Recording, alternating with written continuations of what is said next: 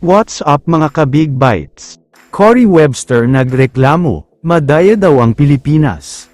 Pero bago ka sana magpatuloy sa panunood ay huwag mong kalimutang mag-subscribe sa aking YouTube channel. Lahat ay nagdiriwang pa din ngayon sa accomplishments na ginawa ng ating men's national team. After 8 years kasi ay nakakuha na tayo ng unang panalo sa matagal nang dumudurog sa atin na New Zealand. Jam-packed crowd at full force talaga ang mga Gilas fans para panoorin ang historic game na ito. Ibang klase ang energy ng mga fans kapag national team ang lumalaban, talagang all out ang support at grabe ang ingay. Sa simula ng game ay medyo cold start para sa Gilas, dahil halos sunod-sunod ang mga turnovers nila.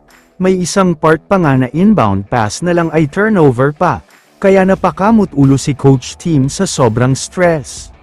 Pero buti na lang after ng timeout ay maganda ang kinalabasan, dahil quality play ang nagawa ng Gilas at nakapag-convert ng mga important baskets, kaya naman back to square one na ang laban dahil naging tabla na.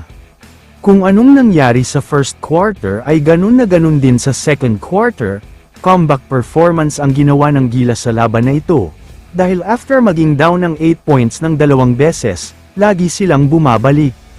Naging ibang klaseng Gilas ang napanood nating lahat sa third quarter, dahil tila naging beast mode ang mga players ng Gilas, kaya naman sa maikling oras lang ay lumobo na sa double digit ang kalamangan nila dito. Buti na lang ay napigilan makumpleto ang comeback attempt ng New Zealand sa fourth quarter, na ibaba na lang kasi yan sa 2 points, pero nakasagot si Chris Newsome dahil sa tres niya, at sa nakakakabang free throws ni JB. Samantala, after naman ng laban ay naglabas ng sama ng loob ang New Zealand star player na si Cory Webster, ayon kasi sa comments niya sa social media account, pati daw ang mga referee ay kampi sa Gilas Pilipinas. Luto nga daw ang naging laban at mangdaraya daw ang Pilipinas, talagang galit na galit ang mga fans sa nabasa nila sa social media, at sinabing hindi daw tanggap ng mga New Zealand players ang naging pagkatalo nila sa Gilas. Sana naman ay hindi ganito ang asal na pinakita nila, mataas kasi ang respeto ng mga Filipino fans sa kanila, pero dahil sa hindi nila pagtanggap sa pagkatalo nila, lahat ay galit na galit ngayon sa New Zealand dahil sa ugali nila. Kaya naman kung kayo ang tatanungin, luto nga ba ang naging laban?